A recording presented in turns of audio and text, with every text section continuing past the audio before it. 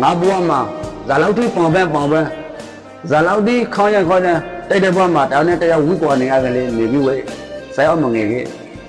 တကယ်တရှင်ကြကြကြီးအမေရိကန်ကိုတာယာဖုံးဖို့တော့မောများတော့ပါရဲ့တချို့ညူလာဖို့ဆိုဇာလောက်တိဆိုကောက်ကြည့်လားအဓိကမောဘွားပျော်ချောင်ဖို့တော့ဘုံတော်ထင်းမှာဇာလောက်မအနေကွာကွဲလေးပဲစီ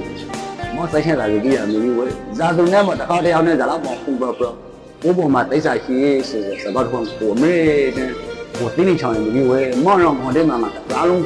နည်းနည်းထွေးကနာမှုအမေတဲ့လူတမတိကချောင်းတယောက်တည်းဒီဇာလောက်တိုက်တဲ့ဘက်မှာခွေးပေါ်နေရတယ်လေစိုက်အမငယ်ပဲမောင်တော်ဟိုတဲ့ကိုအမေတဲ့ပန်လာဖို့ဆရာဝင်နေပြီးဝဲဆိုင်ဆုံးရှိ